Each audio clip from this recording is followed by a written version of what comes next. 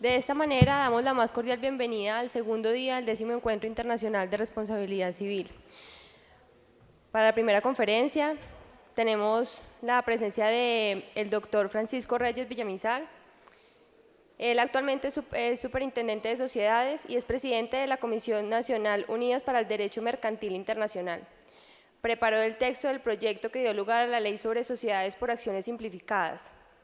En 2010 y 2012, presidió las comisiones gubernamentales para la reforma al régimen de insolvencia y la creada para preparar la nueva legislación sobre garantías mobiliarias.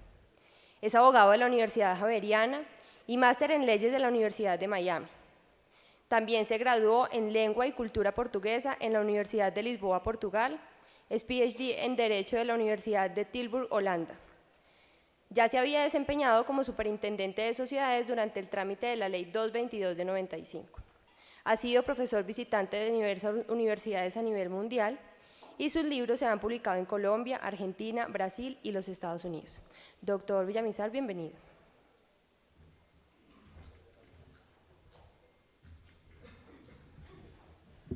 Muy buenos días a todos, un saludo muy especial al señor superintendente delegado para procedimientos de insolvencia, doctor Nicolás Polanía, al doctor Javier Tamayo Jaramillo, a los distinguidos panelistas y distinguidos miembros del Instituto de Responsabilidad Civil.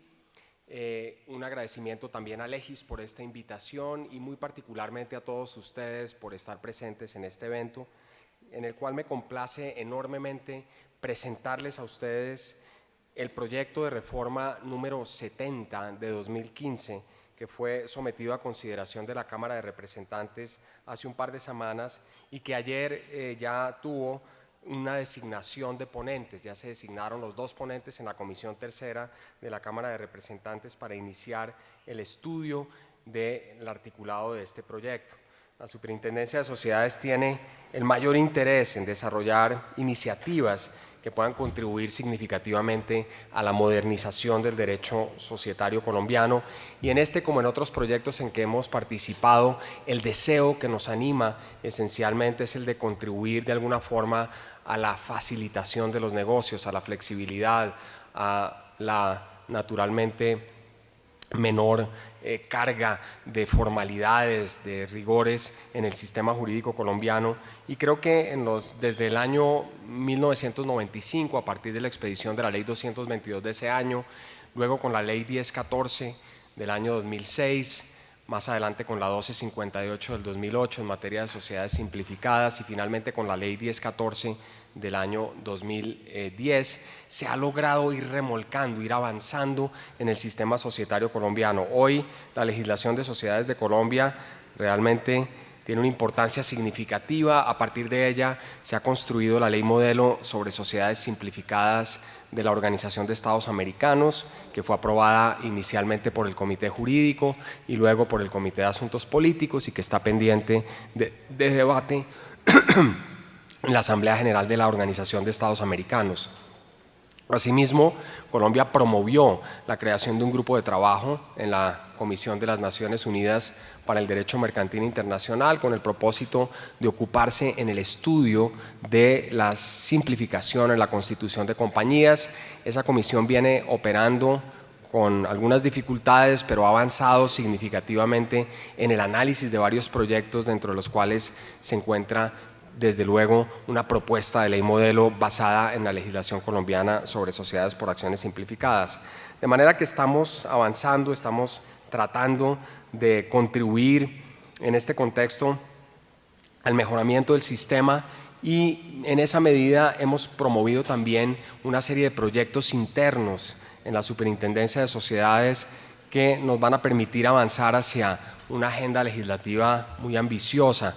Inicialmente hemos expedido una circular básica jurídica que compila los pronunciamientos de varias décadas de actividad administrativa por parte de la entidad, y en esta circular básica jurídica pues naturalmente hemos incorporado los principales pronunciamientos que la entidad ha emitido en materia de sociedades. Ahí encontrarán las reglas sobre la fusión, sobre la escisión, sobre el derecho de retiro, sobre las acciones preferentes, sobre una serie de materias que habían sido objeto de desarrollos doctrinarios y de instrucciones de carácter general proferidas por la entidad y que se encontraban dispersos en una gran cantidad de circulares externas que ahora se compilan y se unifican en este instrumento que facilita la consulta, que tiene una organización sistemática, un índice temático y naturalmente una amplia difusión a partir de los portales de Internet que la Superintendencia de Sociedades tiene. En segundo lugar, estamos a punto de lograr la firma por parte del Gobierno de un decreto relativo a los denominados auxiliares de la justicia en los procesos de insolvencia, que incluyen no solamente a los promotores en procesos de reorganización, sino también, muy especialmente, a los liquidadores en aquellos trámites de liquidación judicial y a los interventores en los procedimientos que la Superintendencia realiza de intervención de compañías cuando se producen operaciones de captación ilegal de recursos. Este decreto va a representar realmente un hito en el derecho concursal colombiano, en la medida en que establece unas pautas de conducta muy elevadas para el desempeño de estas altas funciones públicas que se les confieren a estos auxiliares, que dicho sea de paso tienen a su cargo el control de miles de millones de pesos en activos de compañías que se encuentran en situación crítica. De la misma forma, queremos promover un decreto de armonización de las normas internacionales de información financiera frente a las disposiciones contenidas en la legislación mercantil y particularmente en el Código de Comercio, un decreto sobre garantías mobiliarias que también está a punto de ser suscrito por el Gobierno Nacional, una reforma a la Ley 1116 del 2006, es una ley que ya el año entrante cumple una década de vigencia y que consecuentemente debe ser revisada y mejorada conforme a las postulaciones contemporáneas, un decreto reglamentario de la Ley 222 del 95 con el propósito de compilar también las doctrinas, las interpretaciones que la entidad ha venido profiriendo durante estos últimos 20 años en materias muy significativas como son todas aquellas que aparecen allí en la Ley 222. Y finalmente, nuestro proyecto más importante, sin lugar a dudas, en el que tenemos la mayor confianza, que es precisamente la reforma al régimen societario, la reforma al sistema contenido en la Ley 222 del 95. Consideramos que no hay mejor forma de celebrar la existencia o la expedición de una norma que reformándola, porque en materia de derecho societario las modificaciones son esenciales. Cuando uno mira, por ejemplo, el derecho comparado y se encuentra con una legislación como la de Estado de Delaware, tal vez la legislación societaria más avanzada del mundo, encuentra cómo existe en ese Estado una política permanente de reforma a la legislación societaria. Delaware modifica su ley de sociedades anualmente. Hay un comité establecido de manera permanente en donde naturalmente el dominio lo tienen los abogados practicantes en ese estado. Esos abogados proponen las modificaciones que sus clientes mismos han propuesto y anualmente se expide una legislación. Este sistema es tan exitoso que existe una incorporación automática de las reformas a los estatutos de las compañías, a menos que se pacte expresamente en el contrato social que no habrá una incorporación automática de modificaciones. Se entiende que cualquier reforma que se haga al sistema queda incorporada automáticamente a los contratos de sociedad.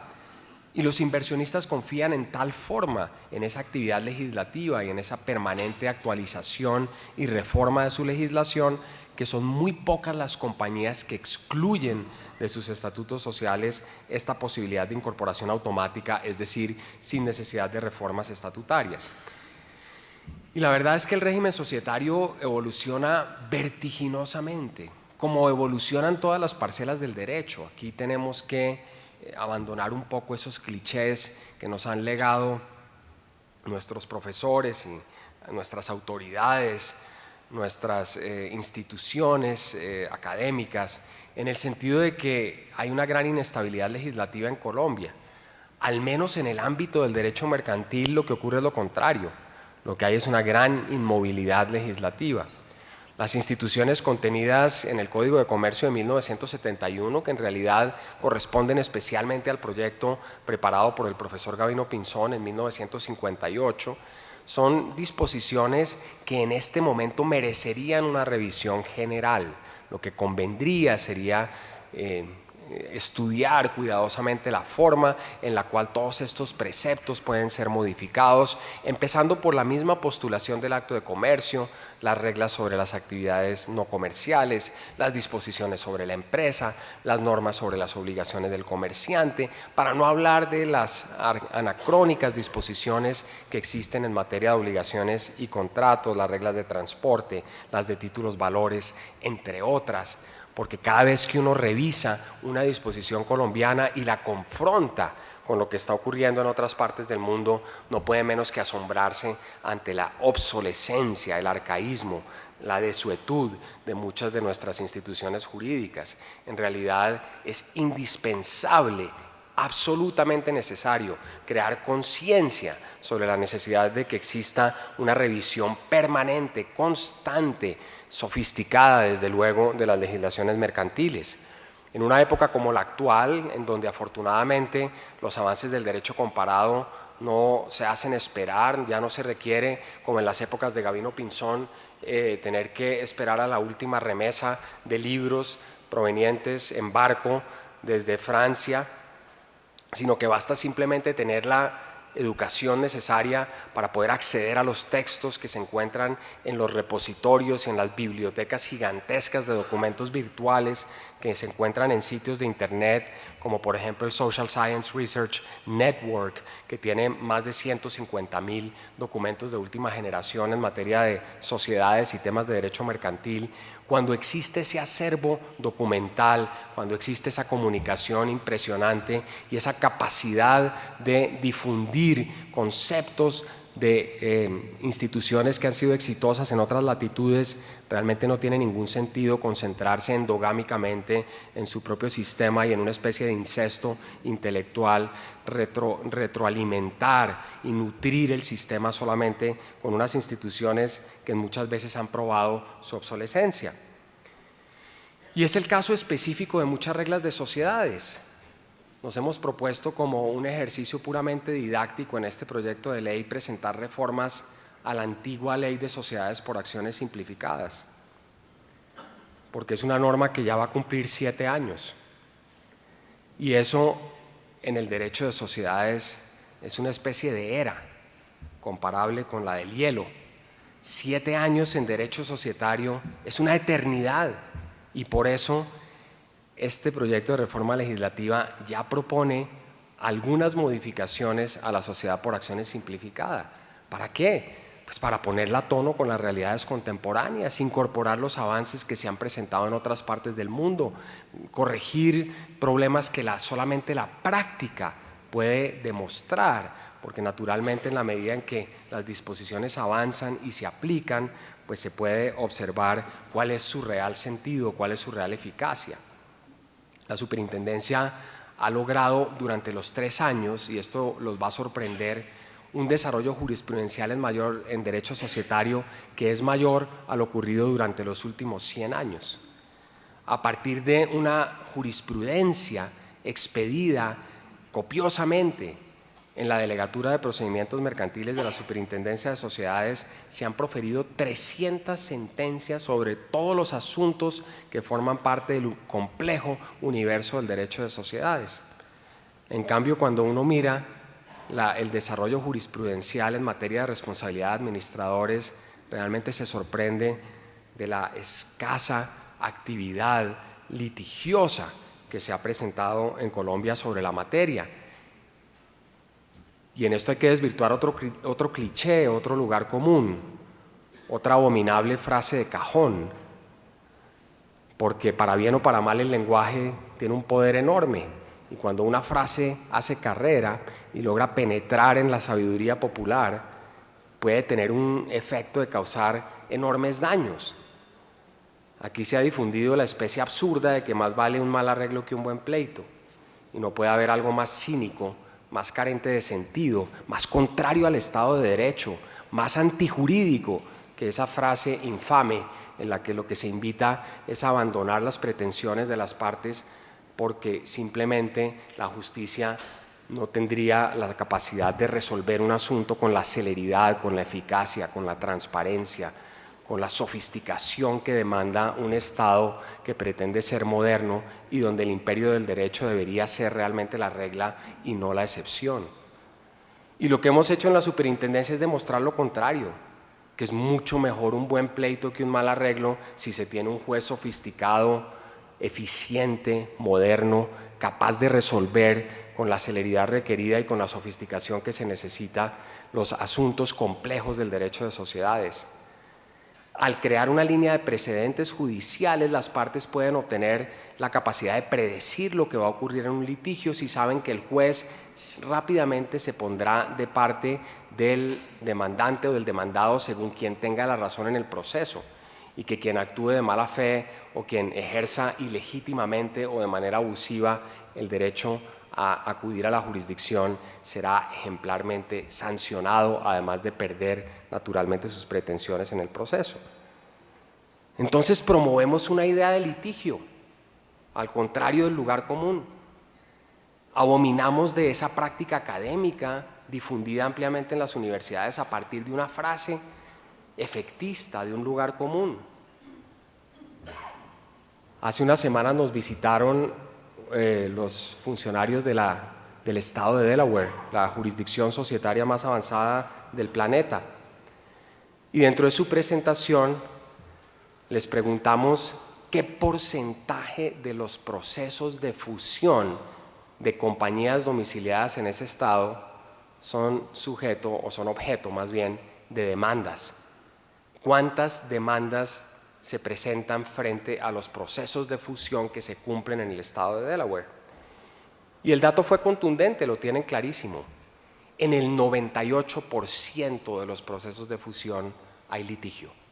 En el 98% de los procesos de fusión, los particulares creen que un buen pleito es fundamental para hacer valer sus derechos ante un posible atropello por parte de las compañías que participan en la operación. Y naturalmente, una vez que se activa la jurisdicción y una vez que la jurisdicción es eficiente, la conciliación y el mecanismo de transacción se convierten en una estructura muy eficiente para reducir costos y alivianar el aparato judicial del Estado. Parecía un antagonismo, parecería una contradicción, pero no lo es.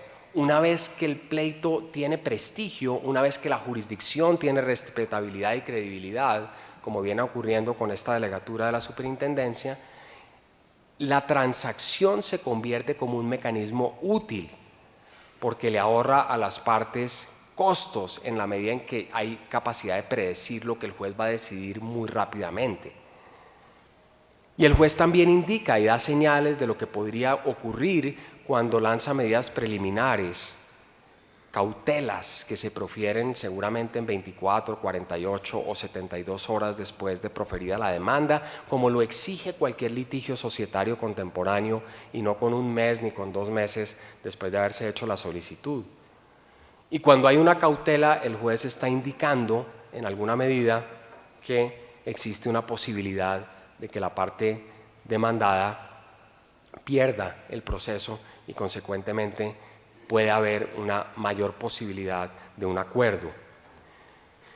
En la estructura del proyecto tenemos varios capítulos, 8 capítulos. Es un capítulo muy simple, como todos los que hemos preparado. El primero procura extender los beneficios de la sociedad por acciones simplificada, algunos beneficios de la SAS a otros tipos de sociedad. El segundo, como les decía anteriormente, pretende introducir reformas a la SAS. El tercero y el cuarto se refieren a la responsabilidad de administradores y a las acciones disponibles. El quinto, muy importante, pretende modernizar el registro mercantil, establecer la obligación de que las cámaras de comercio lleven todos sus registros en línea, certifiquen en línea, que haya acceso amplio a los documentos, que haya interconexión en los registros, que los notarios también entren en medios telemáticos, que se puedan hacer escrituras públicas virtuales, cosas que parecen del siglo XXII y en realidad son del XX, porque la Internet existe hace más de 30 años y ya no podemos decir que sea una nueva tecnología. Lo que sí es claro es que el soporte documental en papel sí es un medio claramente obsoleto en la época contemporánea. Queremos refinar algunas facultades de la superintendencia, incluido el procedimiento sancionatorio, y finalmente también crear unos sistemas de gobierno corporativo más eficientes mediante una protección frente a la opresión de los accionistas minoritarios. Pero el doctor Polanía me ha restringido el derecho de la palabra y me ha dicho este congreso es sobre responsabilidad, de manera que me voy a circunscribir exclusivamente al capítulo número 3 del proyecto, o a los capítulos 3 y 4, que aluden precisamente a la responsabilidad de administradores. Y lo primero que habría que decir es que antes de hacer este proyecto, como ha ocurrido en ocasiones anteriores, lo primero que hicimos fue una arqueología jurídica para tratar de establecer cómo había sido el desarrollo práctico de las normas. Porque uno no puede formular una política legislativa basada en unas teorías. Hay libros maravillosos, hay tratados, hay textos estupendos, enjundiosos, llenos de citas. Pero lo que hay que ver es qué pasa en la práctica. El profesor Roscoe Pound, uno de los fundadores de la Escuela del Derecho Comparado, en el año 1910, identificó a través de una frase también muy poderosa una diferencia que permite medir la eficacia de los sistemas jurídicos, y es la diferencia que existe entre el derecho en los libros y el derecho en la práctica. Él lo llamó Law in the Books and Law in Action. Y dijo, mientras más amplia sea la brecha entre el derecho en los libros y el derecho en la realidad, menos eficiente será el sistema jurídico. Desde luego que es absolutamente imposible concebir un régimen jurídico en el cual no exista alguna discrepancia entre el derecho escrito y lo que ocurre en las sentencias judiciales. Pero cuando esa brecha es muy grande y las normas se vuelven ilusorias, como ocurre con muchas de nuestras instituciones del derecho privado, simplemente porque no alcanzan un desarrollo jurisprudencial adecuado, entonces el sistema colapsa realmente y no tenemos un sistema jurídico, sino unas disposiciones inertes plasmadas en algún estatuto. Cuando revisamos la evolución jurisprudencial de los 20 años de la Ley 222 del 95, solamente encontramos una sentencia expedida por la Corte Suprema de Justicia en la que se aplicaban concretamente los principios de la Ley 222 y las distintas innovaciones que allí se habían introducido, creemos nosotros, fueron malentendidas y mezcladas con las disposiciones contenidas en el Código Civil para crear realmente un híbrido totalmente inconveniente que le restó todo efecto. Pero insisto, la falta de litigiosidad, la ausencia de procesos, la gran desconfianza de los particulares en el sistema judicial en materia de derecho societario hasta el advenimiento de la Delegatura de Procedimientos Mercantiles de la Superintendencia hizo que esas reglas en realidad no hubieran tenido mayor aplicación en el curso de los últimos 20 años. Y nos pareció, siguiendo las tendencias más avanzadas, que lo mejor que podíamos proponer en esta materia, y es lo que hicimos, era una derogatoria total, una derogatoria plena de las reglas contenidas en la Ley 222 del 95 en materia de responsabilidad de administradores. Y no quiero decir que la Ley 222 no avanzó en el tema. De hecho, antes de la Ley 222 existía un artículo, el artículo 200 del Código de Comercio, que se limitaba a decir que los administradores responderán solidaria e ilimitadamente por los perjuicios que le causen a la sociedad, los accionistas o terceros. Ese era todo el régimen de responsabilidad existente en el derecho mercantil colombiano en la Ley 222 del 95. La Ley 222 se tomó el trabajo de definir quiénes eran administradores, les creó unas pautas generales de conducta, luego creó unos deberes específicos, introdujo prohibiciones importantes a los actos de conflicto de interés, a los actos de competencia, creó acciones individuales de responsabilidad, acciones sociales de responsabilidad. En esa medida permitió hacer por lo menos un proceso didáctico introducir al país en un régimen diferente al sistema general del derecho civil en materia de responsabilidad de administradores, porque la verdad es que el derecho societario tiene unas particularidades y tiene unas especificidades tales que necesita reglas propias, necesita disposiciones jurídicas específicas que orienten a las partes en los procesos y al juez en la forma en que esas disposiciones deben aplicarse en un contexto que no es el mismo del padre de familia, que no es el mismo del conductor que crea un accidente de tráfico, ni es el mismo de un contratista que simplemente viola un acuerdo de negocios bilateral.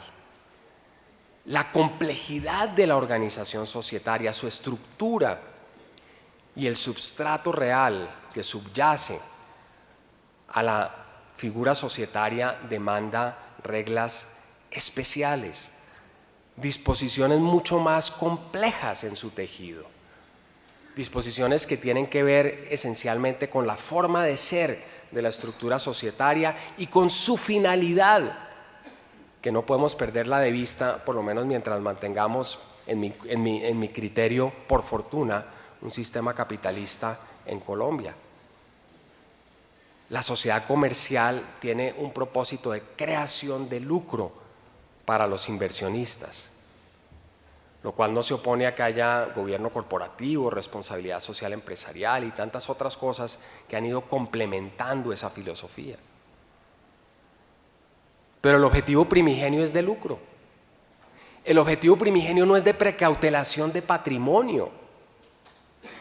Por eso allí no se puede comparar una tradición civilista que hunde profundamente sus raíces en el derecho romano, en la protección de los intereses de la familia y particularmente de los descendientes, de los hijos, con patrones como el buen padre de familia, por ejemplo. No se pueden extrapolar estos patrones a un contexto completamente distinto en el cual lo que hay es un gran dinamismo económico y una actividad que trasciende claramente esos conceptos que se quedan cortos cuando se trata de evaluar lo que ocurre cuando un administrador adopta una decisión audaz que crea graves perjuicios a la compañía y que puede dar al traste incluso con la misma continuidad del negocio, porque es que hay decisiones de negocios que quiebran la compañía. Ahora vamos a hablar de varias de ellas. Pero es perfectamente posible que la Junta tome una decisión adecuada, inadecuada, y que a partir de esa decisión la sociedad tenga que cerrar sus puertas, y eso no puede medirse bajo las pautas del derecho civil tradicional, porque allí, mientras no haya mala fe, conflicto de interés, ilegalidad o fraude, el administrador debería gozar de una cierta inmunidad que le permita asumir los riesgos que demanda su trabajo y que son los únicos que le permiten realmente tener una capacidad de creación de riqueza, que es de lo que se trata. Y el derecho comparado ha evolucionado enormemente en el tema. Y quiero ser muy enfático en la importancia del derecho comparado. Yo creo que el derecho comparado es la herramienta principal para el análisis jurídico hoy. Siempre ha tenido importancia, pero cada vez es más grande esa importancia, porque permite ver qué soluciones han tenido éxito en otros lugares, qué mecanismos han sido válidos, exitosos, probados y que han sido analizados detalladamente por múltiples comunidades con éxito. No puede uno, repito, insisto, concentrarse en el sistema local para extraer soluciones de ahí, porque mientras uno no compare no puede entender eso claramente.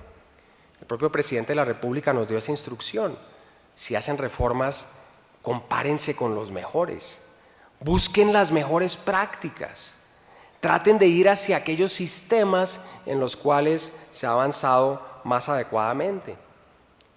Y naturalmente, cuando uno cuenta con un juez, que es el punto fundamental del derecho, no perdamos de vista esto. El sistema jurídico descansa esencialmente sobre la capacidad que tiene la autoridad judicial de adjudicar en caso de litigios. Obviamente, si el juez se demora 10 o 15 años en proferir la sentencia y al proferirla malinterpreta los conceptos, pues no puede haber confianza en el sistema. Pero si hay un juez eficiente, sofisticado, que conoce el tema a profundidad, que actúa con transparencia, con celeridad, que no se detiene en formalismos, ese contexto institucional es tremendamente útil para crear un entorno normativo más moderno, menos basado en reglas ex ante, como dicen los economistas, y más fundado en principios o estándares de conducta de aplicación ex post. Entrando en materia, veamos cuáles son las bases de la propuesta de reforma. Con una insistencia que voy a hacer muy respetuosamente, para poder comprender este proyecto, para poderlo apreciar, para ver la dimensión que tiene, es necesario sustraerse al conocimiento previo en materia de responsabilidad civil, porque se trata de un sistema nuevo. La ley 222 del 95 no tuvo tanto éxito como la ley 1258, porque la ley 222 del 95 hizo unos ajustes sobre un régimen ya existente y entonces los operadores jurídicos tienden a interpretar que todo lo anterior sigue vigente y tratan de mantener el statu quo. Con la ley 1258 sobre las SAS se le dijo a los operadores jurídicos: esto es nuevo, esto es distinto, esto no se rige por los principios anteriores. No se puede ligar al statu quo, no se puede interpretar a la luz de las normas que no se están invocando acá. Y eso permitió una evolución monumental, porque se abandonó lo que existía y se logró una ruptura definitiva entre el sistema anterior y el nuevo. 4 principios fundamentales de este proyecto. Primero, deferencia al criterio empresarial. Segundo, atenuación del deber de cuidado. Tercero, fortalecimiento del deber de lealtad. Y cuarto, introducción de la autonomía contractual. Quiero decir que todos los principios son nuevos, todos. Sobre todo el último, el de la autonomía contractual. Porque en derecho societario colombiano hasta hace muy poco la idea de la autonomía contractual era más bien un postulado retórico que una realidad práctica. La infinidad de reglas de carácter imperativo previstas en el libro segundo del Código de Comercio y aún en la ley 222 hacían que la capacidad de estipulación contractual se limitara en forma muy rigurosa y consecuentemente cuando uno quería pactar algo distinto, se encontraba siempre con una norma imperativa que le impedía ese pacto. Cuando yo hablo de autonomía contractual, estoy hablando de la verdadera capacidad de disposición de los derechos por los particulares, pero real. Entonces acá lo que estamos proponiendo es que uno pueda pactar que no habrá responsabilidad de los administradores y que uno tenga una cláusula en los estatutos que diga eso. Los administradores no serán responsables, a menos que se pruebe que ha habido un fraude, que ha habido un dolo, que ha habido una violación del deber de lealtad, pero de lo contrario no. Y ya vamos a ver que en este contexto de la autonomía contractual se puede favorecer todo el sistema, se puede fortalecer enormemente el régimen de responsabilidad de administradores. Y esto rima muy claramente con la deferencia al criterio empresarial, porque lo que se trata de introducir es un sistema en el cual el administrador tiene una gran libertad para tomar decisiones de negocios sin injerencia de los jueces y sin la amenaza o la espada de Damocles de ser demandado porque una decisión audaz resultó ruinosa para la compañía. Vamos a aterrizar esto un poco porque hasta el momento puede sonar muy abstracto, pero en estos días leí en el periódico que estaban haciendo un escándalo de medios porque alguna gran compañía petrolera había hecho una exploración de petróleo en Angola y después de gastar varios millones de dólares se descubrió que no habían encontrado una sola gota de petróleo. Y un poco lo que se insinuaba era que había habido una gran irresponsabilidad por parte de la administración que debería generar unas indemnizaciones y unas responsabilidades por parte de la junta directiva y el representante legal de la compañía. Y analizando ese caso de la vida práctica, que es un caso recientísimo, me preguntaba yo, ¿no es acaso el deber de la junta directiva de una compañía de petróleos encontrar petróleo? Explorar petróleo. ¿No es acaso ese el objetivo principal de una sociedad que se dedica a los hidrocarburos? Tratar de explorar hasta donde se pueda y lograr mejorar su capacidad y sus reservas de crudo para poder fortalecer la posición de la compañía. El hecho de ¿acaso el administrador solamente puede explorar en lugares donde haya petróleo? ¿Sería esa la conclusión que habría que asumir? ¿Habrá que aplicarle la culpa levísima a ese administrador? Porque es que si uno aplica los patrones del Código Civil, ese señor tiene que ser responsable. Se crearía casi que una obligación de resultado. Y uno se pone a pensar en los grandes emprendimientos contemporáneos, que no son emprendimientos de viejos hombres de negocios, sino de niños recién egresados de la universidad, que tienen una idea genial, como por ejemplo un niño de la Universidad de Harvard al que se le ocurre intercambiar las fotos con sus amiguitos en una plataforma de internet. ¿A quién se le ocurre que eso tenga alguna razonabilidad? Bueno, ¿a quién se le ocurría hace 8 años que eso pudiera ser lógico?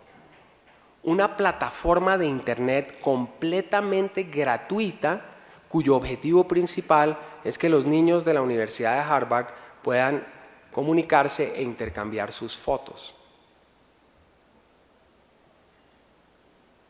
Cuando se hizo el IPO, la oferta pública inicial de Facebook hace 2 años, la capitalización bursátil de la compañía fue de $100.000 millones.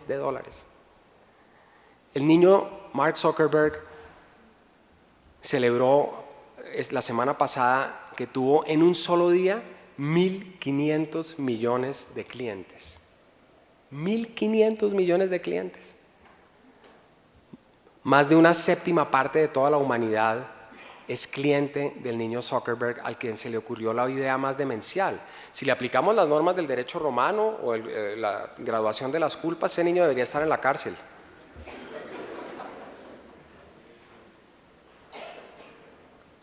Porque no fue barato desarrollar eso.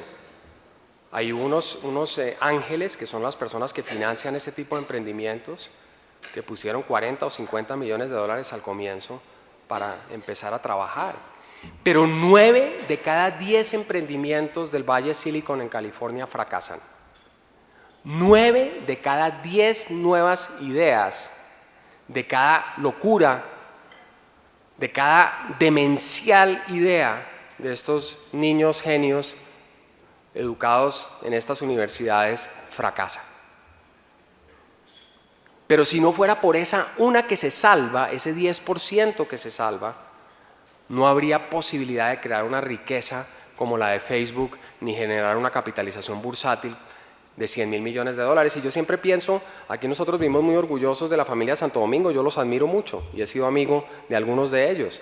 Pero el señor Mario Santo Domingo, padre, el abuelo, don Julio Mario y Alejandro, en 3 generaciones, en un espacio casi de un siglo, crearon una cervecería que se extiende por toda la cordillera de los Andes y luego de un trabajo de 3 generaciones le vendieron a SAP-Miller esa compañía en $6.000 millones. El niño Zuckerberg, con una idea demencial, en 3 años creó un patrimonio de $100.000 millones de capitalización bursátil.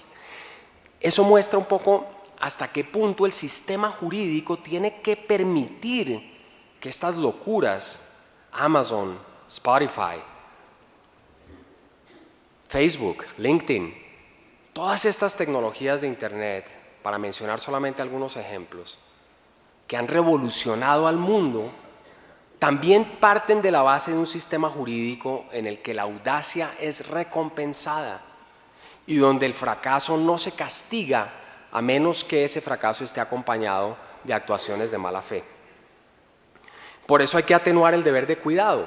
Y fíjense, a propósito, no estoy hablando de atenuar la culpa porque ese es un concepto ajeno a este régimen. Estoy hablando del deber de cuidado, que es un concepto específico del derecho de sociedades y que tiene un contenido diferente al régimen de la culpa.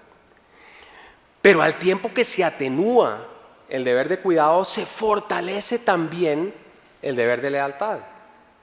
Porque lo más grave que le puede pasar a una compañía es que haya conflictos de interés no revelados y que esos conflictos de interés impliquen que los controlantes puedan desviar los recursos privados del control a sus bolsillos o a los bolsillos de las compañías matrices que estos controlan o a los bolsillos de las personas vinculadas con ellos y que tienen desde luego un interés en ganar mucho más de lo que les correspondería proporcionalmente frente a su participación de control en la sociedad. Y aquí quiero decir algo también un poco iconoclasta. En Colombia se habla mucho de gobierno corporativo y todo el mundo hace gran alaraca con eso, se hacen eventos, se hacen foros, se publican libros. No podrá haber gobierno corporativo eficiente en América Latina si no se controlan adecuadamente los conflictos de interés. Hoy la doctrina contemporánea considera que ese es el pilar fundamental de un sistema de gobierno corporativo que tiene que ver con el deber de lealtad, y aquí nuevamente tampoco estamos hablando de conceptos propios del derecho civil, ni siquiera del derecho comercial tradicional, estamos hablando de un deber de conducta específico que origina responsabilidad en el régimen que estamos proponiendo, bajo las pautas que son un poco iguales a las anteriores, pero con conceptos distintos. Quien viola el deber de lealtad y por razón de esa violación del deber de lealtad causa un daño y existe una causalidad entre el daño y la violación del deber de lealtad, pues es responsable de la indemnización de los perjuicios que se causen. El deber de cuidado se define bajo un patrón de conducta, que es una persona diligente puesta en las mismas circunstancias, pero el juez respeta el criterio empresarial de los administradores, así que el administrador puede basarse en la recomendación formulada por un comité de reconocida idoneidad o por un grupo de expertos que conozcan el tema. Pero, y aquí espero no ser objeto de ninguna agresión, y yo le decía a Nicolás que si me iban a dar un seguro de responsabilidad civil por venir a decir todas estas cosas, tratándose de un congreso de responsabilidad, pues yo le pedí que me lo suministrara, sobre todo por esto que voy a decir. No queremos aplicar el artículo 63 del Código Civil. Queremos excluir, desterrar, extirpar la graduación de las culpas del Código Civil del sistema de derecho societario colombiano, y por eso introducimos una norma expresa que dice eso. Y lo voy a decir con respeto, pero con todo énfasis. Nos parece que ese sistema es inadecuado para graduar la responsabilidad de los administradores. Y en esa medida debe ser reemplazado por una pauta de conducta diferente. Hay varios casos, particularmente en el derecho norteamericano, en donde este sistema ha funcionado impecablemente. Tal vez el más emblemático, el más famoso, el caso de la compañía Disney. Ustedes saben que Disney es una compañía domiciliada en el estado de Delaware. Tiene unos parques temáticos, uno en California, otro en la Florida. Y la compañía Disney hace unos 10 años más o menos decidió comprarle al genio de Apple, Stephen Jobs, una compañía de animación por computador que se llama Pixar. Y para entrar en esta nueva línea de negocio se le ocurrió contratar un presidente de Disney que tuviera amplia experiencia en esta clase de temas. Y se les ocurrió un ejecutivo muy conocido, muy famoso, llamado Michael Ovitz. El señor Michael Ovitz era un empresario de las tecnologías de la información con experiencia en estos negocios de animación y consecuentemente dijo: yo acepto el cargo, pero en primer lugar cobro un sueldo significativo y en segundo lugar exijo una cláusula en mi contrato de trabajo en virtud de la cual, si ustedes me despiden antes de un plazo largo, 5 o 10 años, me tienen que pagar una indemnización de perjuicios. Eso se llama un paracaídas dorado, un golden parachute, que es una cláusula que tiene mucha lógica desde el punto de vista del ejecutivo contratado, porque el ejecutivo está abandonando todos sus negocios, está cerrando sus compañías, está dejando de lado un futuro promisorio desde el punto de vista económico para apostarle a ser presidente de una compañía que no es propia, sino de un tercero, y donde puede ser despedido en cualquier momento.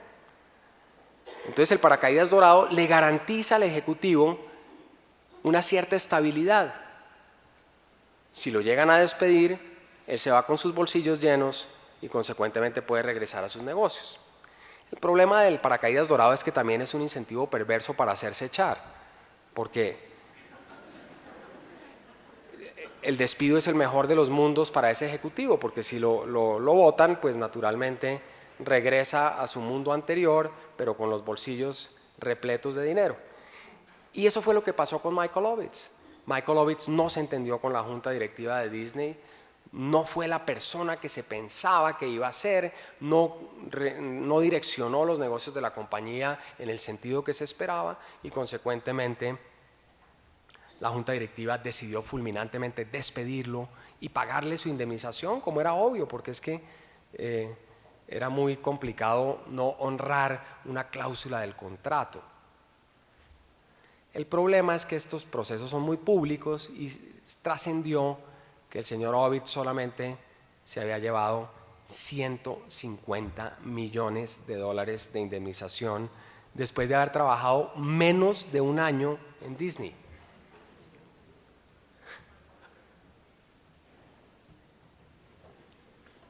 El caso se hizo muy famoso, primero por la importancia de la compañía, segundo porque fue decidido en el estado de Delaware, que es el estado en el que todo el mundo está pendiente, y tercero, y esto es anecdótico pero no deja de ser interesante, porque dentro de los accionistas minoritarios indignados por lo que había ocurrido, estaban descendientes del mismísimo y legendario Walt Disney.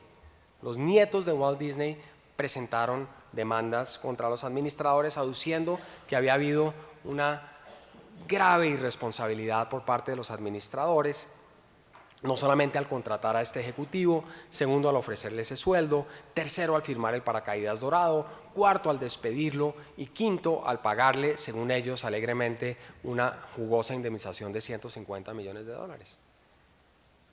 Y el Tribunal del Estado de Delaware, primero en la primera instancia la Corte de Cancillería y en segundo lugar la Corte Suprema, profirieron una decisión que para mi gusto no puede ser más acertada. No hay ninguna responsabilidad de la Junta por lo que ocurrió. Algunos de ustedes habrán estado en una junta directiva y si algún día están, lo único que no les deseo es que haya que cambiar al presidente, porque es la decisión más difícil que hay. Nombrar a un presidente es dificilísimo, las hojas de vida todas se ven maravillosas y la entrevista mejor. Como dicen en Medellín, todos son descrestadores. Pero ¿cómo sabe uno cómo se va a comportar el ejecutivo una vez que esté en el cargo? ¿Y quién es el juez para decirle a Disney, a la compañía Disney o a su junta directiva que 150 millones de indemnización es un mal precio, o es muy alto o es muy bajo? Es una decisión de negocios. Yo no soy muy futbolero, pero conozco un caso acá. Aquí nombraron un técnico argentino en la selección Colombia y hubo un escándalo porque le pagaban no sé cuántos millones. Pero los resultados de ese técnico fueron mejores que los del anterior. Entonces la fijación del sueldo, la fijación de las condiciones del contrato de trabajo, la definición de si se debe despedir o debe mantenerse, son de la esencia del negocio. Fíjense el caso de Apple. Apple despidió a Steve Jobs, al genio del siglo XX, al mayor genio inventor, comparable con Henry Ford. Señor que se despertaba y mientras se duchaba se inventaba el iPhone, en el almuerzo se inventaba el iPad y en la comida el iTunes. Lo botaron de Apple, lo botaron de Apple. Y como 7 años después, cuando la compañía ya estaba a puertas de la quiebra, fueron allá arrodillados a rogarle que por favor volviera a asumir la presidencia y él, que tampoco era pera en dulce, dijo: listo, yo acepto, pero me sacan a todos los miembros de la junta que me votaron a mí. Está bien que los saquen, pero no hay responsabilidad ni por haberlo sacado la primera vez ni por haberlo nombrado la segunda, porque es que es una lotería. ¿O acaso cuando un niñito de esos de Silicon Valley se inventa alguna locura y cree que con eso va a cambiar el mundo, debería hacerse responsable por esa situación? Ahora bien, sobre la lealtad, avanzamos hacia un sistema mucho más riguroso, porque aquí sí está el problema grande en las sociedades. En vez de andar persiguiendo a los administradores por una decisión, voy a contar un último caso porque ese sí es un caso real y fallado por la superintendencia, que es un representante legal de una sociedad por acciones simplificada, lo pueden verificar en la página nuestra, donde además reportamos toda la jurisprudencia y la publicamos en volúmenes sucesivos de manera que tenga la mayor difusión y todo el mundo pueda mirar cuáles son los precedentes que se van a aplicar en casos futuros. Pero en un caso famoso que se llama Pharma Broker, hay una sociedad por acciones simplificada en la cual las ventas empiezan a caer radicalmente. Es una compañía farmacéutica, por supuesto, con unos accionistas de la sociedad simplificada que han nombrado un representante legal y le han dado plena autonomía para administrar los negocios. No hay junta directiva, de manera que el representante legal tiene plenos poderes para adoptar las políticas de gestión de la compañía. Al ver la decadencia de las ventas, el representante legal en un acto desesperado toma una medida. Decide reducir los precios de los medicamentos que vende, para ver si con eso logra motivar a los consumidores y competir más eficientemente con otras compañías que vienen ganándole terreno. Lamentablemente no le funciona la medida. Y no solamente no le funciona porque no atrae más clientes, sino que la caída, la disminución en el precio de venta implica que el margen se reduce tan sustancialmente que la compañía simplemente no puede resistir y termina en un proceso de liquidación con pérdidas enormes para los asociados. Los accionistas indignados presentan una demanda contra este administrador ante la Superintendencia de Sociedades y aducen y logran probar que en efecto la decisión de reducir los precios en consulta con los asociados tiene por efecto la pérdida de valor de la compañía y en última su liquidación, aunque ya venía bastante mal. Y la decisión de la Superintendencia de Sociedades, que se anticipa a lo que estamos proponiendo en este proyecto de ley, es que ese administrador no puede ser culpable, no puede ser responsable, no puede ser responsable. Diríamos que es culpable pero no responsable, fíjense. Si aplicamos el principio de culpas, es culpable pero no es responsable. Y no es responsable porque hizo lo que le tocaba. El señor de la mejor buena fe se trasnochó pensando y buscando la mejor solución para la compañía y eso estuvo demostrado en el proceso. Actuó de la mejor buena fe, no había conflicto de interés, no había ilegalidad, no había fraude, no había mala fe, no había deslealtad. Pero no funcionó. Los economistas saben muy bien que la fórmula de los buenos negocios no se ha inventado todavía. Y la humanidad seguirá luchando en esas dos fórmulas, la de los buenos negocios y la de la felicidad, y ninguna es fácil de encontrar, no existe. En esa medida no se le puede exigir al administrador que si actúa diligentemente, si actúa con cuidado, para usar la terminología de la ley, cuidadosamente, sin que haya mala fe, sin que haya deslealtad, sus decisiones de negocios deben inmunizarlo. Entre otras cosas, y voy a insistir en este tema, porque cuando hay conflicto intrasocietario, el blanco perfecto de las demandas son los miembros de la junta directiva. Y muchas demandas, muchos procesos podrían ser frívolos. Entonces, cuando hay conflicto intrasocietario, los miembros de la junta se repliegan. Si el sistema es demasiado astringente, lo mejor que puede hacer un miembro de junta en una sociedad en conflicto es no tomar ninguna decisión que cambie nada. Y esa es la realidad del negocio. Por eso en el deber de lealtad sí creemos que el administrador debe actuar en los mejores intereses de la sociedad, abstenerse de usar indebidamente información privilegiada, darle un trato equitativo a los asociados, no competir con la compañía, no usurpar oportunidades de la sociedad, que es un concepto nuevo que se introduce, y sobre todo abstenerse de participar en actos que impliquen conflicto de interés, porque el conflicto, insisto, es la situación más delicada que puede ocurrir. Y en eso se define el conflicto, se definen las personas vinculadas. No me voy a detener en el régimen, ustedes lo pueden revisar, se establecen sanciones a los administradores, a los negocios jurídicos, se crea un régimen de autorizaciones que son plenas, parciales o carencia de autorización, y finalmente se crean unos sistemas que pretenden inmunizar al administrador. Primero, permitir que la sociedad otorgue seguros de responsabilidad de directores y ejecutivos. Segundo, establecer el reembolso de gastos de defensa.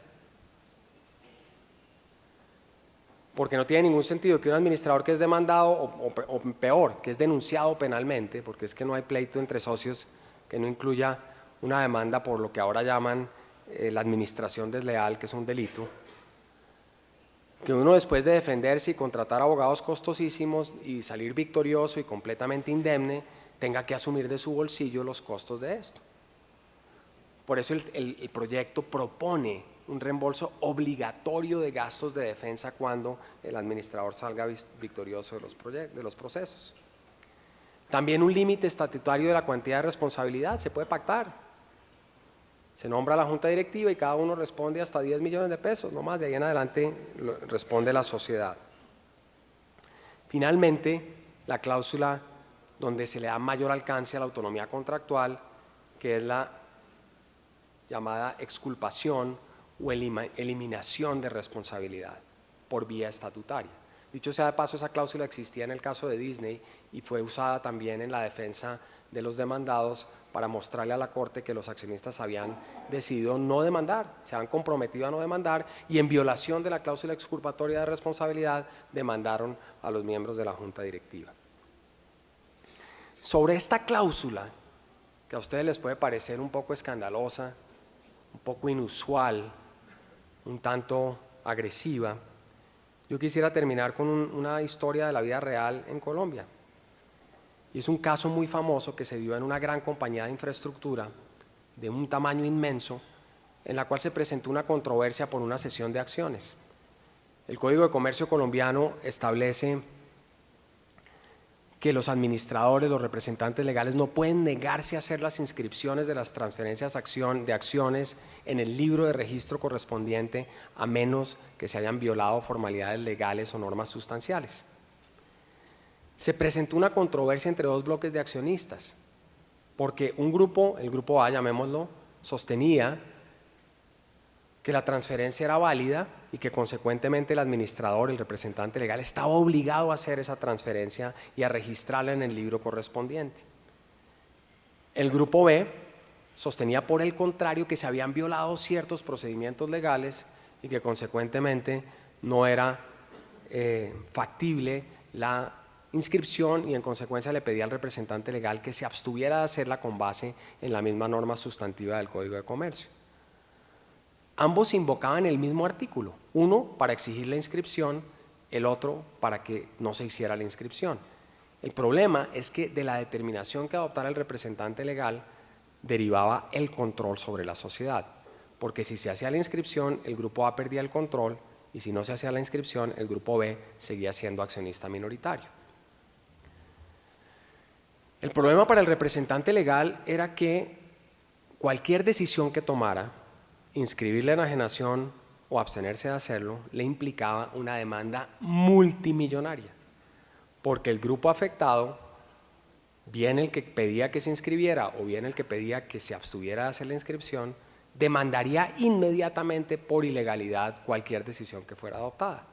Y en este dilema terrible, y pónganse ustedes a pensar qué harían ustedes en ese dilema.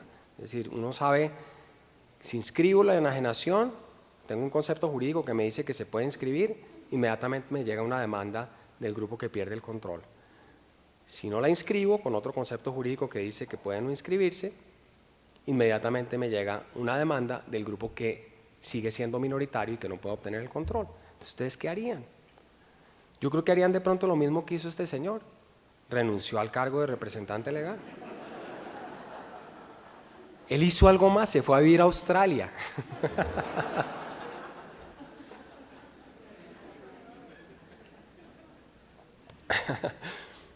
Y en ese momento me preguntaron a mí si, porque el problema que se dio fue, ¿y ahora qué hacemos? ¿Quién va a aceptar esto?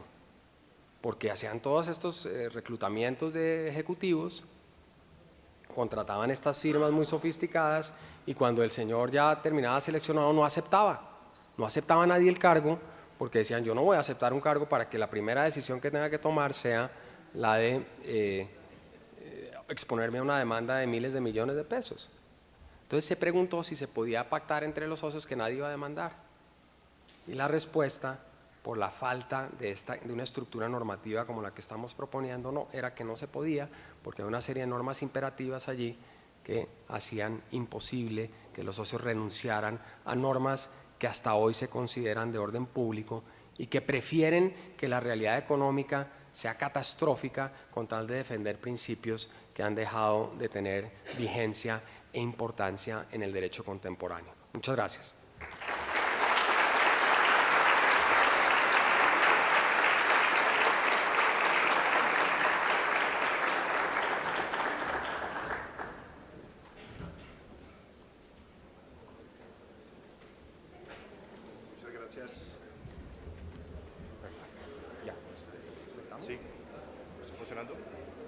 Pues puedes usar este. ¿Usa este? ¿Es para que lo tenga usted? Sí. Muchas gracias, doctor Reyes. Le invito a que por favor tome asiento. Vamos a hacer un pequeño ajuste. Buenos días en la agenda. En el programa de hoy, en razón de los compromisos del superintendente, vamos a abrir una sesión de preguntas. Me imagino que hay muchas. La idea es que sean de viva voz. Vamos a facilitarles el micrófono. Disponemos de un tiempo de 10 a 15 minutos para despachar las preguntas que tengan por favor relación con las reformas propuestas y en ese sentido formular y proponer un poco el debate en este escenario. ¿Quién quiere empezar? Allá al fondo, mientras le llegue el micrófono, señor superintendente, para abrir un poco el debate, ¿cuál fue el razonamiento o qué llevó a los redactores del proyecto de ley a concluir que era necesario hacer una norma expresa para neutralizar los efectos del artículo 63 del Código Civil y no deferir la interpretación más bien al juez y crear reglas jurisprudenciales al respecto? Muy buena pregunta. La razón es muy clara. En la Ley 222 del 95 se introdujo un principio que fue el buen hombre de negocios. Y la esperanza que teníamos era que ese concepto del buen hombre de negocios tuviera un efecto parecido al que acabamos de explicar hoy. Ese era el mismo efecto que se quería. Realmente aquí estamos retomando una idea que viene desde el proyecto de ley 119 de 1993 que preparamos hace 22 años.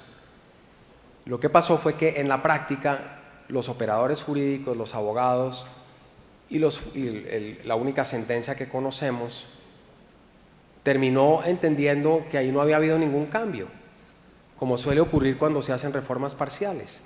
Lo más fácil es interpretar la norma nueva conforme a los principios anteriores, de manera de restarle cualquier efecto. Y en la única sentencia proferida por la Corte Suprema de Justicia sobre esta materia, en lugar de aplicar el patrón de conducta del buen hombre de negocios, se aplica el artículo 63 sobre la graduación de la culpa, con lo cual los resultados son muy distintos a los del caso de Pharma Broker. Nos pareció, en este caso, que para evitar que eso vuelva a ocurrir, que no sería necesario en la práctica, porque si uno crea un sistema completamente nuevo, donde los factores subjetivos de medición de la conducta del administrador se llaman deber de lealtad y deber de cuidado, uno no tendría por qué irse a las reglas generales allá de la culpa. Pero como tenemos ese antecedente, el antecedente es que durante los últimos 20 años se quiso siempre ligar la interpretación normativa jurídica y orientarla hacia los principios generales del Código Civil, lo cual pues tampoco lo estoy criticando, me parece una situación natural. Pues el abogado que tiene una formación muy tradicional y que está orientado en unos principios que ha digerido y que tiene todo el derecho de defender, pues querrá que esos principios subsistan, como ocurrió con la sociedad simplificada también, porque es que no crean que el proceso de la sociedad simplificada fue fácil. La sociedad simplificada tuvo un enemigo fundamental después de expedirse, que fue la academia. La academia tradicional de derecho mercantil se opuso abiertamente a la sociedad por acciones simplificada, porque consideraba, con razón, además con razón, que desvirtuaba todos los principios del derecho societario tradicional. A mí me sorprendió, y debo reconocer aquí con humildad que me dolió, me sentí triste, cuando un departamento de derecho mercantil de una importantísima universidad de Bogotá coadyuvó una demanda de inexequibilidad sobre un artículo fundamental de la SAS. Después me alegré cuando ellos perdieron. Pero es natural, es normal que se defiendan los principios tradicionales cuando se propone una reforma radical como es esta que estamos proponiendo hoy. Entonces, estamos listos para ese debate, porque se trata de eso precisamente, de tener una controversia abierta, amplia, en la cual se puedan presentar las razones de cada lado. El profesor Javier Tamayo va a hacer una intervención. Bueno, doctor Francisco, después de felicitarlo por la brillante exposición, quiero manifestarle una inquietud. No sé si ya ustedes lo tengan previsto dentro del proyecto. Yo conocí, o el mismo caso de que usted habló en el último ejemplo, o si es un caso absolutamente similar. Es que eso tiene que ver con el seguro.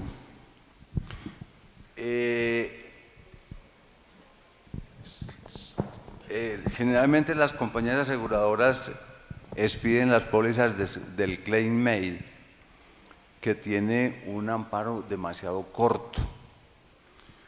Entonces, en ese caso concreto, la compañía aseguradora que existía negó el pago del seguro bajo el argumento de que había habido una reticencia. Y el problema es que en esas pólizas, en esas cláusulas claim made, o bien solamente se cubre siniestros de anterioridad, pero que sean reclamados durante la vigencia de la póliza, o viene una segunda modalidad, que es los daños causados durante la vigencia con un periodo de postergación, como una especie de colchón de 2 años más. Pero esas demandas generalmente llegan tiempo después de haber terminado, de que una persona salga de la Junta. Entonces, yo no sé si sería viable, incluso yo dudo de la constitucionalidad de las cláusulas claim made. ¿Por qué no pensar en prohibir las cláusulas claim made para los directores y administradores de sociedades y que se quede en el sistema tradicional, que es el principio general que tiene el Código de Comercio, que es el sistema de vigencia?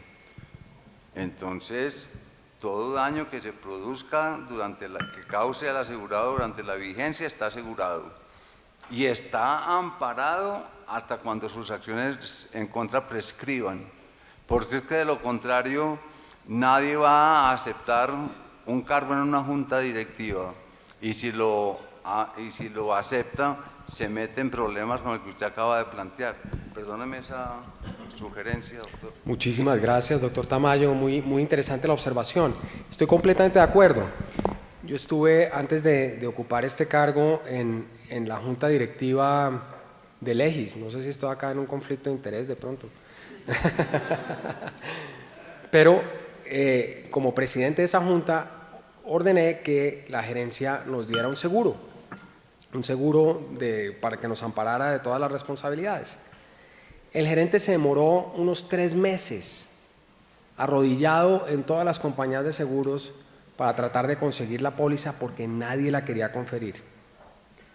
Finalmente apareció alguien que milagrosamente dio la póliza, entonces allá celebramos, sacamos la champaña y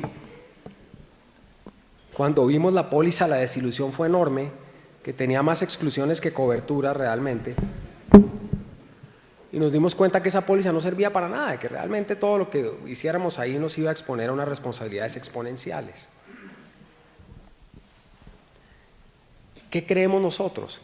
Que las compañías de seguros, y yo en esto creo que el mercado es el que tiene que ajustarse, los mercados que han atenuado los umbrales de responsabilidad y han disminuido la posibilidad de demandas temerarias, por ejemplo, por violación del deber de cuidado, son mucho más propensas a otorgar pólizas de seguros porque el riesgo disminuye y al disminuir el riesgo hay naturalmente una mayor posibilidad de que el negocio sea bueno, es decir, de que no, al comparar la prima con los siniestros que se producen, quede todavía un margen para la compañía aseguradora. Y por eso, y a raíz de esa experiencia en particular y viendo lo que ocurre en el derecho comparado, se nos ocurrieron estas normas. Si uno tiene unos estatutos donde está exculpando la responsabilidad por violación del deber de cuidado, una norma que dice además que no habrá responsabilidad de los administradores por violación del deber de cuidado, que además habrá un límite en la responsabilidad por ciertas demandas y además que los gastos de defensa serán cubiertos por la compañía. Con eso creemos nosotros que podemos mandarle un mensaje a las compañías aseguradoras en el sentido de que es viable asegurar a un administrador y que puede ser rentable porque su umbral de riesgo se ha reducido sustancialmente. El tema de las ready-made, pues es una práctica estandarizada de seguro, ¿no?, que me parece que está dentro del regulador financiero. Yo particularmente, si a mí me preguntaban una opinión especial sobre eso, yo diría uno no debe prohibir una práctica jurídica, una práctica comercial, sino más bien incentivar a que se cambie esa práctica, porque si uno reduce el umbral, de pronto hay competencia entre las compañías aseguradoras y aparece una que diga, hombre, bajo las pautas nuevas yo estoy dispuesto a asegurar hasta que prescriba la acción y en esa medida págueme un poquito más de prima y yo le aseguro hasta que prescriba la acción, por ejemplo.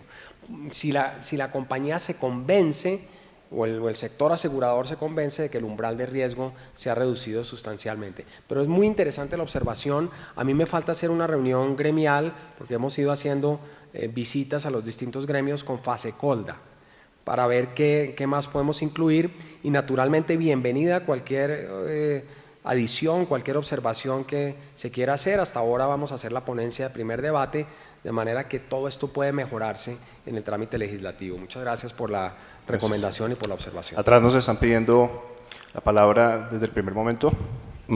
Buenos días, doctor Reyes. A ver, un punto sobre la responsabilidad. Es probable que como no conozco el proyecto, pues allí esté, pero pediría que me lo aclarara. Dos puntos sustentan la ley 222, digamos, en el régimen de responsabilidad de administradores, y son el obrar como un buen hombre de negocios y consecuencialmente la presunción de culpa sobre sus actividades. Cuando yo le veía recabar, y lo comparto, del deber de lealtad, el deber de cuidado, por supuesto que me parece importante porque el administrador tiene hoy una espada de Damocles con la presunción. Sin embargo, yo creo lo siguiente, la definición de la ley 222 en materia de decir que él responde como buen hombre de negocios y consecuencialmente es aquel buen hombre de negocios el que genera riqueza, y no volver por supuesto al arcaico criterio del buen padre de familia. El buen padre de familia se emborracha, no tiene empleo y sigue siendo un buen padre de familia. El administrador tiene que generar riqueza. Entonces, tal vez, y no sé, insisto que puede ser que no lo conozca, mi inquietud va en lo siguiente, hombre, conservar ese principio de que yo nombro un administrador y pienso como si fuera empresario para que sea un hombre que genere riqueza a mi compañía, o sea, no se me desvíe, lo necesito muy cuidadoso y muy leal, pero también que me genere riqueza, porque no me puedo quedar simplemente en que sea un hombre cuidadoso y leal. Ahora bien, es posible, y los regímenes de responsabilidad permiten que haya situaciones donde evidentemente la carga de la prueba se pueda invertir. yo pudiera hablar de culpa probada y no de una presunción que, insisto, sí es una carga exagerada para el administrador, pero si le digo, recordá que seguís siendo y tenés que obrar como un buen hombre de negocios y tenés que generar riqueza. Ahora bien, si te equivocas, no hay una presunción que pese en tu contra. Evidentemente eso creería que fuera lo deseable en la reforma y así se lo creo entender. Si así está, le pido, pues, le ofrezco excusas porque no conozco el proyecto o que me lo explique, porque si no, levantar todo me parece que aligera demasiado el régimen de responsabilidad. Sí, no, es correcto. Yo creo que la apreciación es adecuada y aquí lo que se está haciendo es cambiando el patrón del buen hombre de negocios por la deferencia al criterio empresarial, que es una forma un poco más sofisticada de plantear el mismo concepto.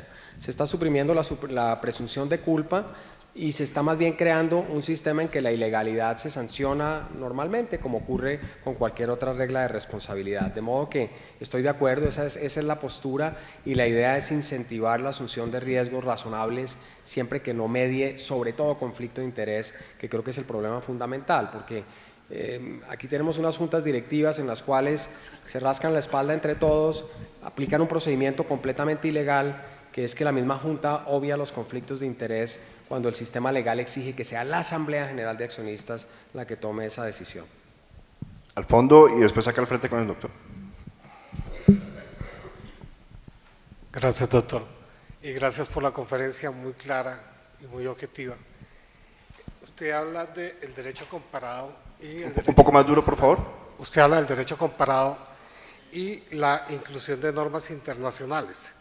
La pregunta es, ¿cómo la Supersociedades ha hecho inclusión de normas de la UNCITRAL, de la UNTAC, de la CCI, inclusive de la CAN y de los convenios de integración económica que cambian muchas veces el régimen societario o tienden a modificarlo en cierta manera? Y con relación al proyecto mismo, se habla de la atenuación de la responsabilidad de los administradores en materia comercial, pero ¿qué pasa con la responsabilidad tributaria? Gracias. Muy bien, muchísimas gracias. Muy interesante la presentación. Fíjese usted que la UNTAD es una de las comisiones más antiguas de la ONU, pero es muy distinta a la UNCITRAL. La UNCITRAL es la sexta comisión de la ONU y se creó como una comisión paralela a la UNTAD, que no tiene por propósito simplemente promover el desarrollo económico en países, digamos, del tercer mundo o en vías de desarrollo, sino crear modelos legislativos para los países en vías de desarrollo. Por eso fue por lo que se justificó la creación hace 48 años de la Comisión de Naciones Unidas para el Derecho Mercantil Internacional. Nosotros en Colombia seguimos muy de cerca las postulaciones de la UNCITRAL. De hecho, tenemos una ley de comercio electrónico que es del año 99, tenemos una ley de insolvencia transfronteriza que toma los modelos adoptados por UNCITRAL, que es del 2006, tenemos una ley de garantías mobiliarias, que es un modelo del 2013, tenemos unas reglas de arbitraje internacional que también son del 2013 y que vienen directamente del sistema diseñado por UNCITRAL. También tenemos la Convención de las Naciones Unidas para el Derecho Mercantil Internacional, que fue diseñada por la UNCITRAL, pero en el tema específico de sociedades, y esto es realmente es muy interesante y creo que un gran motivo de orgullo para Colombia, no es la UNCITRAL la que nos ha proporcionado un modelo societario. Colombia le propuso a la UNCITRAL que se ocupara en analizar el tema societario. En sus 48 años de existencia jamás se había producido ningún esfuerzo en ningún grupo de trabajo de UNCITRAL por analizar temas de sociedades.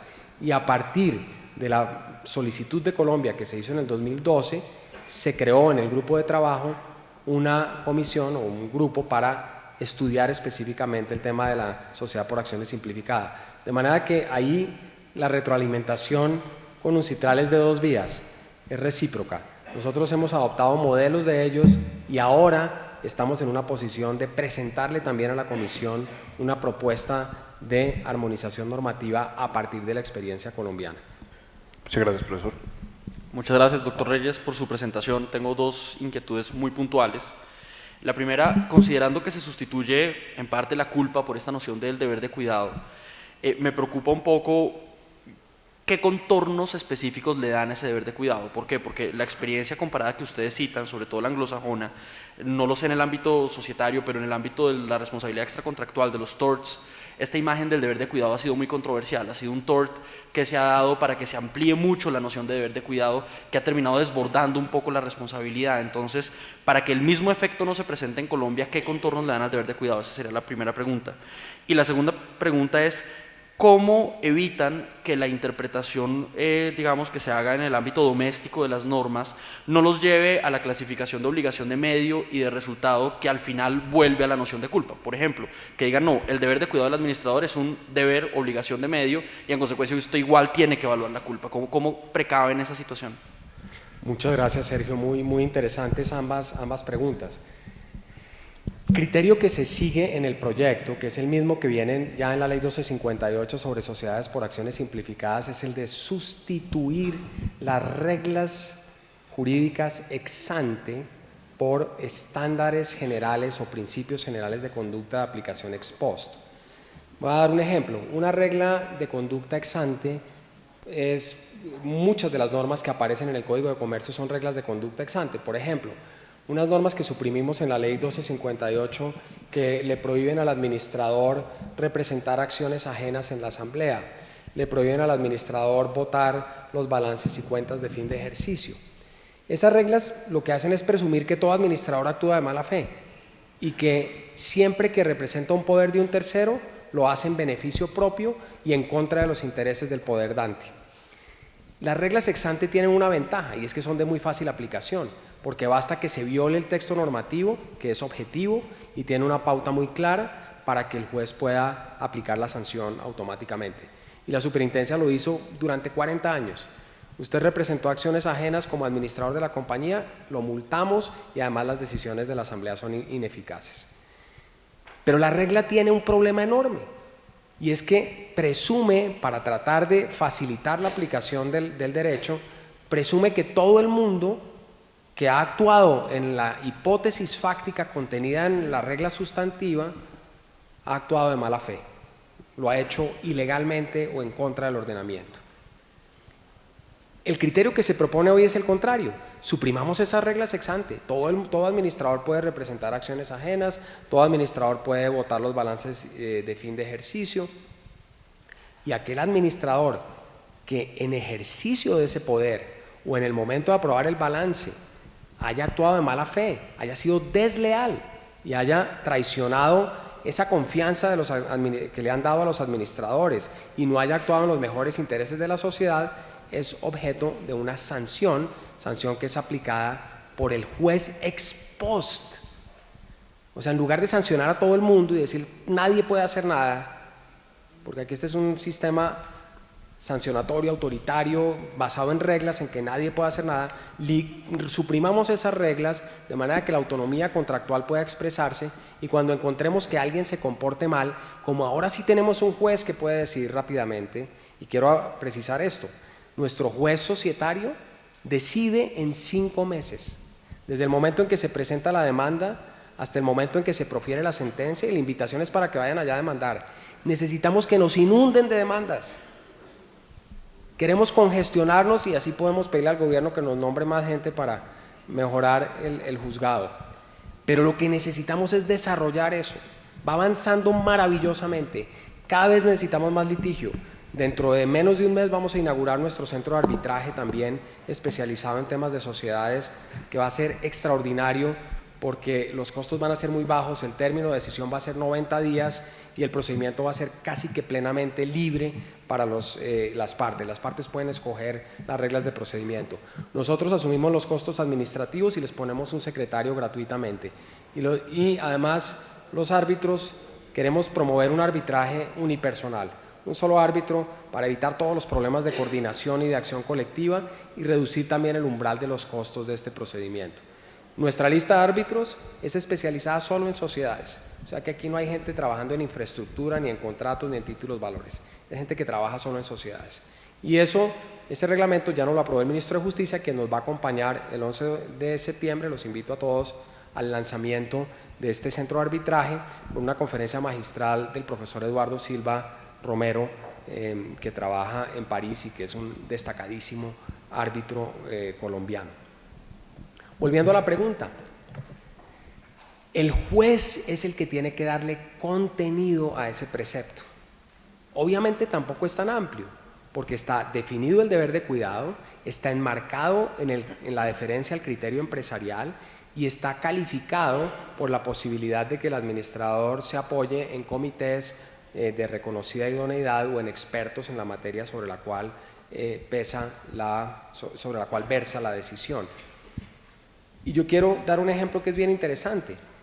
La responsabilidad civil extracontractual en el sistema norteamericano, y ahí discrepo de la opinión que se acaba de dar, ha avanzado maravillosamente, ha representado, yo diría, la revolución y la conquista del derecho más extraordinaria en el mundo contemporáneo. Seguramente ustedes han oído el caso de McDonald's, que es una señora que se va aquí hay un McDonald's en la esquina, no van a comprar café ahí porque lo sirven muy caliente. La señora se compra un café de esos enormes que son horribles, aguados, americanos, ¿no? De un tamaño gigantesco. Se pone el café en las piernas, se monta en el carro, hay un hueco o algo, se salta la tapita del café, se quema todas las piernas y para cortarles el cuento la señora se mete al bolsillo $3 millones después de demandar a la compañía McDonald's por la irresponsabilidad de vender ese café tan caliente y no advertirle a los usuarios que hay un peligro allí inminente. Yo tengo un amigo de esos que demandan por accidentes de tráfico y me lo encontré un día en Miami y me dijo, estoy muy ocupado porque ando demandando a una serie de personas por un accidente en que murió un ex cliente mío. Entonces dije, ¿cómo son los hechos? No, él se emborrachó, se fue una borrachera brutal en South Beach y estrelló el carro contra un poste y se murió. Entonces le dije, ¿y a quién va a demandar? ¿Al poste o qué?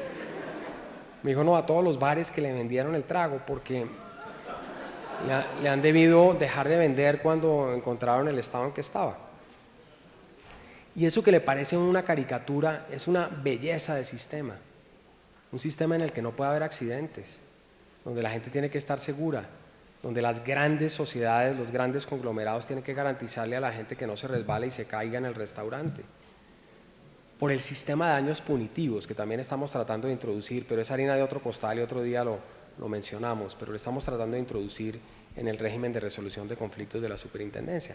Entonces, mientras que el sistema americano en materia de sociedades ha avanzado hacia una protección de la indemnidad, de la inmunidad del administrador en la toma de decisiones, o sea, lo ha protegido, lo ha restringido con un juez muy sofisticado, en el tema de la responsabilidad extracontractual lo ha ampliado y lo ha convertido en una protección, una conquista del ciudadano, una belleza de conquista del ciudadano, que uno puede andar seguro en la vida y todo el mundo está teniendo cuidado de que no pase nada y que no haya accidentes.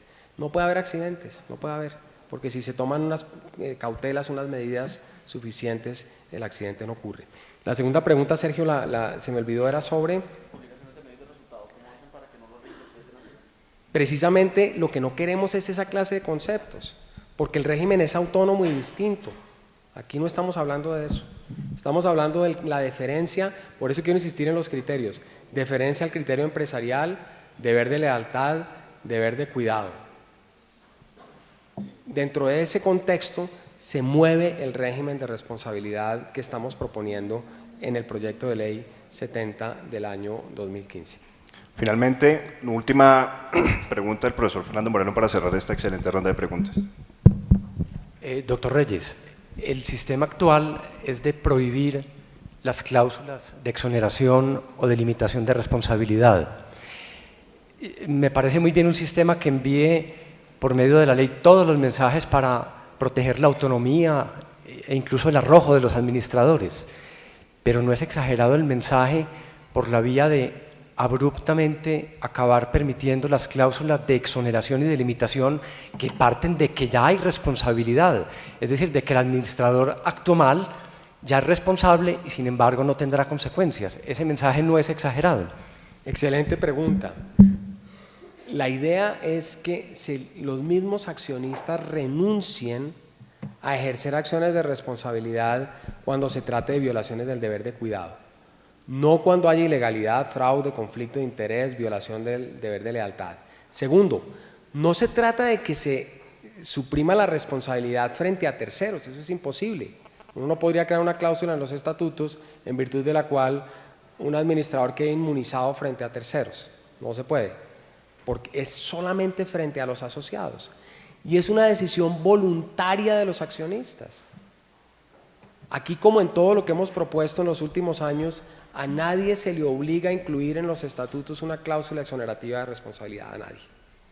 Si usted quiere someter a su administrador, y ahí le hago una pregunta práctica, que me parece que nos sirve como criterio para entender un poco la dimensión de la reforma. Supongamos que usted quiere promover un negocio de altísimo riesgo, se va a meter en un tema tecnológico que implica unas inversiones gigantescas, necesita un ejecutivo de altísimas calidades, pero un individuo que va a asumir unos riesgos enormes, en riesgos regulatorios, riesgos en el producto, una posibilidad de fracaso muy alta y una posibilidad de éxito exponencial. ¿Usted querría crear en los estatutos de esa compañía un sistema que restrinja su capacidad de decisión y que ponga a ese administrador a vacilar cada vez que tiene que tomar una decisión de negocios? ¿O más bien usted querría reducir sus costos de contratación al disminuir el riesgo del administrador y crearle un entorno en el que va a actuar lealmente y no de manera ilegal, pero con una autonomía para tomar decisiones sin que pueda ser objeto de chantajes, extorsiones y persecución por accionistas que están enfrentados en un determinado momento cuando las cosas salen mal? Entonces yo creo que el mensaje es magnífico. El mensaje es: nos vamos a comprometer a darle una confianza al administrador para que él pueda desarrollar adecuadamente su trabajo, que es precisamente el de asumir riesgos. Muchas gracias. Nicolás, mil gracias a ustedes. Es un placer realmente haber estado acá. Les agradezco muchísimo su paciencia, sus comentarios ilustrados. Queremos contar con la comunidad jurídica como artífice fundamental en estos proyectos de ley. Estamos abiertos a cualquier recomendación, propuesta que ustedes tengan, la oiremos y la analizaremos con mucho cuidado. Solo resta agradecerles e irme con la esperanza de haberlos escandalizado suficientemente. Muchas gracias.